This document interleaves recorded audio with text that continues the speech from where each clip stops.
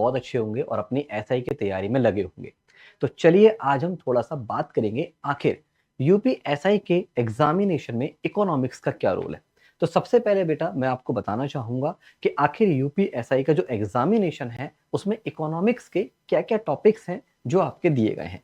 तो देखिए भाई सिलेबस को अगर हम ध्यान देखते हैं, अगर आपने यूपीएसआई का नोटिफ़िकेशन पढ़ा होगा बच्चों, तो वहाँ पे आपके मुख्य रूप से अगर आप ध्यान देंगे तो इन 3 टॉपिक को लेकर बातचीत की जा रही है ना? आपने देखा होगा सबसे पहले लिख दिया है आपके सिलेबस में भारतीय अर्थव्यवस्था एवं संस्कृति। तो भाई अगर आप ध्यान दोगे बेटा तो इससे खुद ही समझ में आ गया।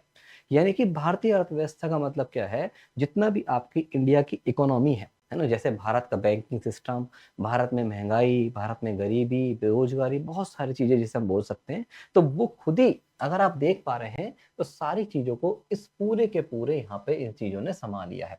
संस्कृति का मतलब यही है कि अर्थव्यवस्था संबंधित बातें हमें सीखनी है।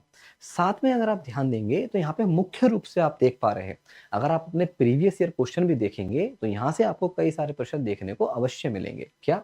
भारतीय कृषि वाणिज्य एवं व्यापार, यानी कि वैसे तो अगर देखा जाए कृषि भी अर्थशास्त्र में ही आ जाता है, भारतीय कृषि, लेकिन खास तौर पर उन्होंने यहाँ पे बेटा आप देख पा रहे हैं फोकस किया है ना? कि आपको भारत की कृषि का भी थोड़ा-सा ज्ञान होना आवश्यक है। तो यहाँ पे कई सारे कृषि संबंधी शब्दावलियाँ हो गई, है ना?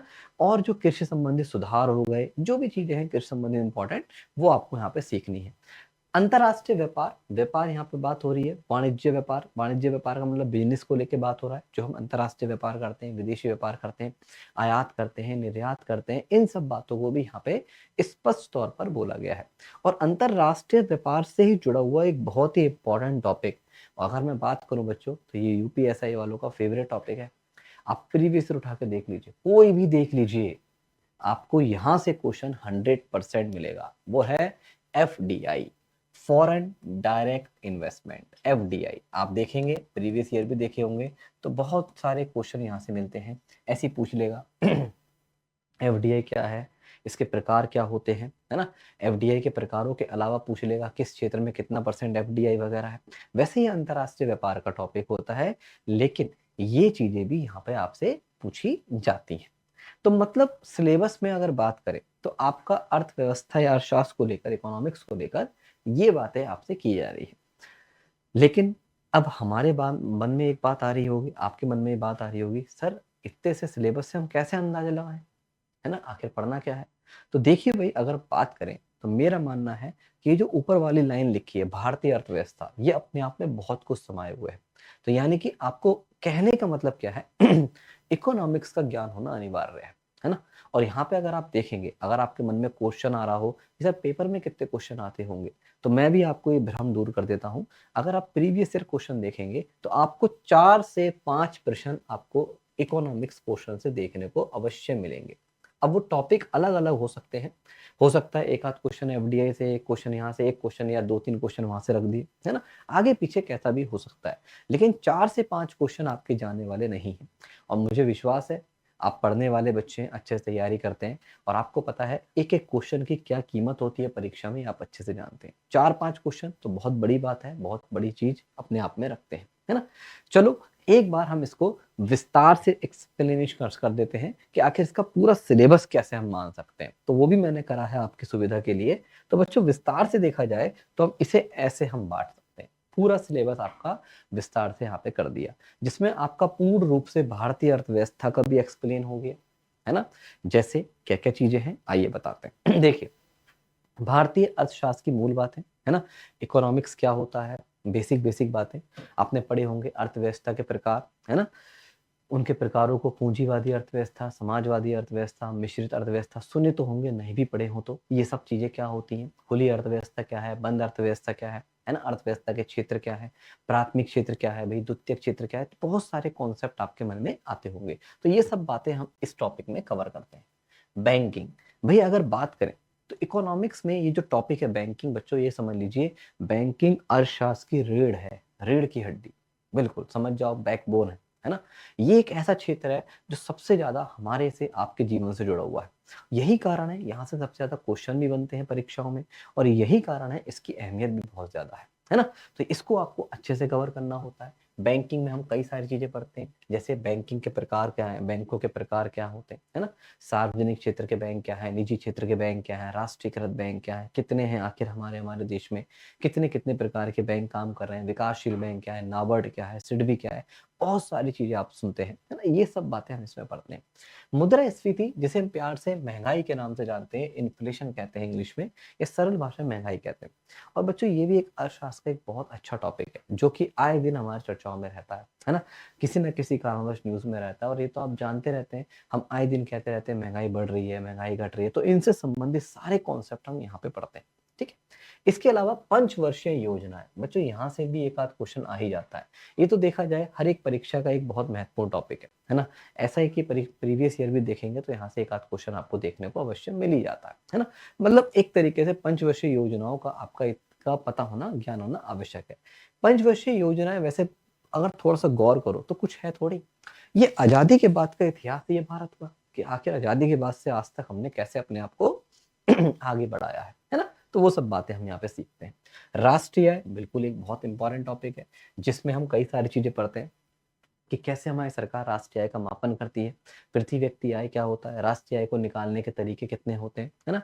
आपने पढ़े हो अगर तो आपको याद भी आ रहे होंगे, आय विधि है, व्यय विधि है, उत्पादन विधि है, इन सब विधियों से राष्ट्रीय आय की गणना की जाती है। तो ये भी बहुत महत्वपूर्ण टॉपिक है हमारे अर्थशास्त्र में, है ना। भारतीय अर्थव्यवस्था की एक तरीके से बहुत महत्वपूर्ण जानकारी आपके सामने शेयर कर रहा है। बजट और टैक्सेशन ये तो है ही भाई, इसमें तो मुझे बताने की जरूरत है ही नहीं। हर साल आप देखते हैं हमारे देश में सरकार के द्वारा बजट पेश किया जाता है। तो भाई बजट तो आप पढ़ते हैं, करंट अफेयर्स में अवश्य पढ़ते होंगे, आपने पढ़ा भी होगा, इस साल का बजट भी पढ़ा होगा, लेकिन इनके अलावा आपको इनका इतिहास भी तो पता होना चाहिए, इससे संबंधित शब्दावली भी तो पता होनी चाहिए, आखिर बजट की शुरुआत भारत में कब से हुई, है ना। टैक्स क्या है, जीएसटी, जीएसटी में आप देखते हैं आए दिन कुछ ना कुछ बदलाव हो रहा है, अभी कुछ समय पहले ही बदलाव हुआ, तो वो सारे बदलाव भी आपको वैसे करंट में पड़े होंगे, लेकिन उसका इतिहास क्या है, कहाँ से शुरू हुआ, कौन सी कमेटी आई, है ना, कई सारी चीजें हैं जो आप यहाँ पे पढ़ते हैं। विदेशी व्यापार अगर बात करें तो यहाँ तो मुझे बताने की आवश्यकता है ही नहीं इसकी इंपॉर्टेंस क्या है, क्योंकि उसने देखो स्पष्ट लिख दिया एफडीआई, और ये एफडीआई कहीं और से नहीं आया बच्चों, ये विदेशी व्यापार के अंदर से है। आयात निर्यात क्या है, बैलेंस ऑफ पेमेंट क्या है, भुगतान का संतुलन जिसे आप बोलते हैं, है ना, व्यापार का संतुलन क्या है, विनिमय दर क्या होती है, ये सब बातें हम कहाँ पढ़ते हैं, इसी में पढ़ते हैं, है ना। तो ये सब चीजें अगर आप ध्यान दें तो हमारे पूरे अर्थव्यवस्था का ही एक्सप्लेनेशन करती जा रही है। गरीबी, बेरोजगारी, ये भी मुझे बताने की आवश्यकता नहीं है। गरीबी, बेरोजगारी, इनकी परिभाषाएं, इनके प्रकार, खास तौर पर बेरोजगारी के प्रकारों को लेकर देखेंगे तो कई सारे क्वेश्चन हमारे परीक्षाओं में मिल जाते हैं, एक आध क्वेश्चन मिल ही जाता है यहाँ से भी।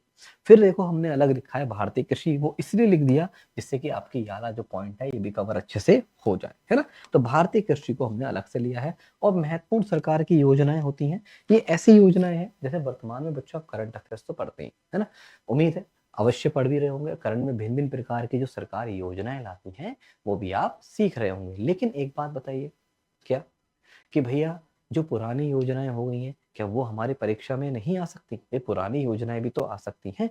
जैसे उदाहरण के तौर पर अब है, एक एग्जांपल दे रहा हूँ, प्रधानमंत्री जन धन योजना, है ना। अब जन धन योजना आप देखते हो 2014 में आई थी, तो क्या इससे संबंधित क्वेश्चन नहीं आ सकता? आप प्रीवियस ईयर उठा के देखो, पता चलेगा आए हुए क्वेश्चन है। मुद्रा योजना 2015 में आई थी, 10 साल हो गए, क्या आया नहीं सकता क्वेश्चन? बिल्कुल आ सकता है ना। तो ऐसी योजनाएं जो हमारी प्राचीन हो गई हैं, पुरानी हो गई हैं, लेकिन इनका भी इंपॉर्टेंस है भाई, तो ऐसी योजनाओं को हमने यहाँ पे कवर किया है। ऐसी योजनाओं को हम इस टॉपिक के अंदर सम्मिलित कर लेते हैं कि खास तौर पर इकोनॉमिकल योजना है, फाइनेंशियल है ना, जिसमें हम जैसे पीएम किसान योजना का नाम सुना होगा आपने, जिसमें 6,000 रुपए सालाना मिलते हैं। तो ऐसी योजनाओं को हमने कवर कर रहा है इस योजना के टॉपिक वाले के अंदर, है ना। साथ में भारतीय कृषि में कई सारी चीजें आ गई, जैसे एमएसपी क्या होता है ना, पीडीएस सिस्टम क्या होता है, सार्वजनिक वितरण प्रणाली से आप बोलते हैं, है ना, FCI, food corporation of India, कृषि आयोग के बारे में बातें हो गई, ये सब बातें हम कहाँ पढ़ते हैं? इस कृषि वाले टॉपिक में पढ़ते हैं। तो मतलब देखा जाए तो भाई 4 से 5 क्वेश्चन अगर आपको करने हैं, जैसे कि मैंने बताया 4 से 5 क्वेश्चन हैं, तो ऐसा नहीं समझ लीजिएगा कि 4 से 5 क्वेश्चन आपको हलवे की तरह मिल जाएंगे। उसके लिए आपको थोड़ा सा मेहनत भी करना पड़ेगा, स्ट्रगल भी करना पड़ता है, और ये तो आपको पता है बच्चों, सीधा सा फंडा है, किसी चीज को पाने के लिए आपको कुछ तो करना पड़ेगा, है ना। ऐसे तो आप एकदम से इतनी अच्छी नौकरी जो आपका सपना है वर्दी का, वो पूर्ण नहीं ले सकते, है ना। तो उसके लिए लगना पड़ेगा, तैयारी करनी पड़ेगी, और मुझे विश्वास है आप कर भी रहे होंगे, है ना। कर रहे हैं नहीं कर रहे हैं, जल्दी बताइए कमेंट बॉक्स में ये भी, है ना। क्लास के बाद ये जो वीडियो मैं रिकॉर्ड कर रहा हूँ आपको, ये इसलिए कर रहा हूँ जिससे कि मुझे ही पता चले कि आपके अंदर कितना जोश है, आप वर्दी को लेकर कितना रेडी है, क्या आपके अंदर वो जुनून है जो वास्तव में एक जो व्यक्ति तैयारी करता है, जो इंसान ऐसा ही बनने की तैयारी का सोच रखता है, उतना जुनून है नहीं है। और मुझे उम्मीद है आपके अंदर होगा, इसलिए कमेंट में इस वीडियो को अगर आप देखें तो जरूर बताएंगे, है ना। दूसरी बात, एक बात और, जब ये जोश है तो भैया मेहनत भी करनी पड़ेगी, और आपको ये नहीं देखना दिन क्या है रात क्या है, अपने लक्ष्य हासिल करने के लिए लग जाना है। चाहे प्रश्न एक क्वेश्चन की बात हो, चाहे 2 क्वेश्चनों की, इससे कोई फर्क नहीं पड़ता। यहाँ तो मैं आपको 4 से 5 क्वेश्चन की बात कर रहा हूँ, ये तो बहुत बड़ी बात है। अब एक समस्या आ जाती है कि सर हमारे पास समय की समस्या है। भाई फॉर्म तो भर गए हैं है ना, तो समझने वाली बात है आपकी कि सर फॉर्म भर गए हैं, परीक्षा हो सकता है भाई कभी भी आप आयोग करा सकता है। देखो मैं ये नहीं कह सकता कि इस महीने होगी या उस महीने होगी, लेकिन हाँ फॉर्म भरे गए हैं तो ये गारंटेड मैं कह सकता हूँ परीक्षा होगी। और जहां तक हमें आप सबको उम्मीदें जताई जा रही हैं, आपको भी लग रहा है, हमें भी लग रहा है, तो देखो सब कुछ सही रहा तो अपने अपने समय पर हो जाएगी जैसा आयोग ने बोला है ना। तो आपको बस मैं ये बोलूंगा, देखो परीक्षा अपने समय पर होगी वो अच्छी बात है, लेकिन आप कितने रेडी हैं वो डिपेंड करता है। पता चला परीक्षा का समय आ गया और आप रेडी नहीं है तो क्या ही फायदा परीक्षा का, है ना। फिर आपको अफसोस होगा काश ये और लेट हो जाती है और लेट हो जाती है। तो ये अफसोस मन में नहीं होना चाहिए, आपको बस ये रहना चाहिए कि सर पेपर कभी भी आ जाए, कभी भी तारीख आ जाए, चाहे परीक्षा की तारीख 10 दिन बाद ही आ जाए, एक एग्जाम्पल दे रहा हूँ, उदाहरण आएगी नहीं, उदाहरण के तौर पर, तो आप डरे नहीं, घबराए नहीं, आपके अंदर पूरा बोलना चाहिए हाँ ठीक है कोई दिक्कत नहीं है, बस रिवीजन ही तो करना है। ये अगर आपकी तैयारी है तो समझ जाइए आप सफलता के बिल्कुल करीब हैं, कुछ नहीं होने वाला, फिर तो आपको कोई रोक ही नहीं सकता, है ना। तो इस तरीके की तैयारी करिए, और उसके लिए आपको भैया देखो मेहनत करना पड़ेगा, ये बात है। और जो बच्चे ऐसे हैं, अब कुछ बच्चे ऐसे सोच रहे होंगे चलो सर जी ये तो आपने बहुत अच्छी बात बोली, जो बच्चे पुराने वाले हैं उनको तो बहुत अच्छा लगा होगा, वो तैयारी कर रहे हैं, लेकिन जो बच्चा नया है वो कैसे करे। तो देखो भाई मैं समझ सकता हूँ आपके लिए मेहनत और ज़्यादा होगी, बिल्कुल सही बात है। तो उसी समस्या का समाधान करने के लिए बच्चों केजीएस एक बैच लाया है आपके लिए, अगर आप ध्यान दें, और बहुत से बच्चे इसमें एनरोल भी हैं, आप जैसे हो सकता है जो बातें मेरे वीडियो सुन रहे हैं देख रहे हैं वो बच्चे भी होंगे, जिसका नाम है हमारा सिलेक्शन बैच। ये बैच बच्चों इसीलिए ही रेडी किया गया है क्योंकि समय की कमी को ध्यान में रखते हुए नए वाले बच्चों को, पुराने वाले बच्चों को, सभी को ध्यान में रखते हुए इस बैच को बनाया गया। इस बैच की खासियत क्या है थोड़ा जानिए। सबसे पहले भाई देखिए, जो बच्चा पढ़ चुका है, जिसके कॉन्सेप्ट क्लियर है, वो चाहता है सर मुझे प्रैक्टिस करनी है, मुझे एमसीक्यूज लगाने हैं, मुझे क्वेश्चंस देखने कैसे आएगा। तो यहाँ पे सबसे बड़ी बात यही है कि आपको प्रैक्टिस के रूप में एमसीक्यूज ही कराए जाएंगे, और आप कर भी रहे हैं, मुझे बताने की जरूरत भी नहीं है, लाइव क्लास हो रही है इसमें, है ना। अगर मैं इस बैच के बारे में बताता हूँ तो इस बैच का फीचर इस तरीके से समझिए, ऐसे समझिए कि यहाँ पे आपको लाइव क्लास मिलेगी, और लाइव क्लास में एमसीक्यूज के माध्यम से विद एक्सप्लेनेशन करते हुए, है ना, लाइव एमसीक्यूज होंगे, किसके साथ, व्याख्या के साथ होंगे, है ना। व्याख्या के साथ मतलब ये है कि चीजों को हमारा समझाया भी जाएगा, ये नहीं कि केवल ऐसा है कि क्वेश्चन आया और इसका आंसर ये लगाओ उसका आंसर ये लगाओ, नहीं, एक्सप्लेन भी करा जाएगा। ऐसा क्यों कर रहे हैं, क्योंकि जिस बच्चे ने पढ़ा है तो बहुत अच्छी बात है, लेकिन जो बच्चा नया है, जो बिल्कुल न्यू है, जो भी पढ़ना शुरू कर रहा है, जिसपे समय नहीं है इतना कि भाई वो चीजों को देख पाए, वैसे उसके लिए भी एक सुविधा है, बता देता हूँ बच्चों। जो बच्चे नए हैं तो इस बैच में एक बहुत अच्छी बात रखी गई है उन सारे बच्चों के लिए जो बच्चे न्यू आए हैं, पूरा का पूरा कोर्स यहाँ पे रिकॉर्डेड है। और मैं आपसे यही बोलूंगा भाई अभी समय है, जितना समय निकाल सकते हो निकालो, और अपने रिकॉर्डेड क्लासों से अपने कॉन्सेप्ट को मजबूत कर लो। लेकिन 1% देखो वही बात है, क्योंकि ऐसा तो नहीं है केवल इकोनॉमिक्स ही पढ़ना है, और भी बहुत सारे विषय पढ़ने हैं, आपको सबको देखना होता है ना। इसलिए मैं आपसे प्रेशराइज नहीं करूंगा, मैं आपसे बोलूंगा कोशिश करिए रिकॉर्डेड वीडियो देखिए, अपने कॉन्सेप्ट क्लियर करिए। अगर किसी कारणवश आप रिकॉर्डेड वीडियो नहीं देख पाते तो डोंट वरी, जो आपके लाइव सेशंस हो रहे हैं उनको जरूर ज्वाइन करना। क्यों, क्योंकि यहाँ पे बच्चों हम और हमारे पूरी टीम जो आपके साथ जुड़ी हुई है केजीएस में, है ना, जो आपके साथ सारे टीचर्स लगे हुए हैं, सारे फैकल्टीज जुड़े हुए हैं, वो आपको लाइव एमसीक्यूज के साथ साथ एक्सप्लेनेशन यानी कि व्याख्या करते हुए चीजों को समझा रहे हैं, समझा भी रहे होंगे, और जल्दी मेरी भी क्लास है वहाँ पे लगेंगी, डोंट वरी, हम भी यहाँ पे आपसे ऐसे ही जुड़ेंगे, है ना। तो इस बैच की क्वालिटी क्या है, आपको एक तो प्रैक्टिस हो रही है, प्लस आपको आपके जो डाउट्स हैं वो आपके सारे के सारे हमारे क्या हो रहे हैं, यहाँ पे कवर होते जा रहे हैं। ठीक, यही कारण है इस बैच का हमने क्या नाम रखा है बच्चों, सिलेक्शन बैच कहा गया है इसे। अगर बैच के बारे में बात करें तो ये बैच आपका प्रारंभ हो चुका है 28 अक्टूबर से बच्चों, ये हमारा चालू है ना। अभी भी ज़्यादा समय नहीं हुआ, ऐसा नहीं है कि बहुत ज़्यादा टाइम हो चुका है। भाई आज क्या तारीख है, आज देखिए 5 नवंबर है ना। तो मुश्किल से अभी 10 दिन भी नहीं हुए हैं पूरे, ठीक है। फीस की बात बोलें तो आपको मुझे बताने की बिल्कुल भी ज़रूरत नहीं है। जैसे कि आप सब जानते हैं खान सर के नेतृत्व में पूरी टीम है और खान सर का बारे में आपको पता ही है बच्चों। फीस के मामले में बिल्कुल भी आपको टेंशन लेने की ज़रूरत ही नहीं है।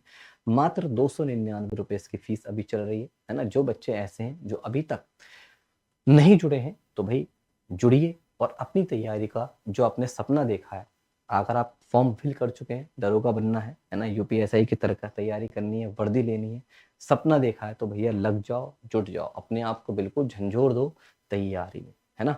मुझे विश्वास है ये बातें आपको जरूर समझ में आई होंगी और इस बैच के फीचर्स भी आपको अच्छे से समझ में आ गए होंगे। तो चलिए बच्चों, जल्दी मैं भी आप सबसे मिलूंगा इस बैच की, आई मीन सिलेक्शन बैच की लाइफ इकोनॉमिक्स की क्लास में। तो जब तक के लिए आपसे मैं विदा लेना चाहूँगा। जल्दी मिलते हैं। जय हिंद, जय भारत।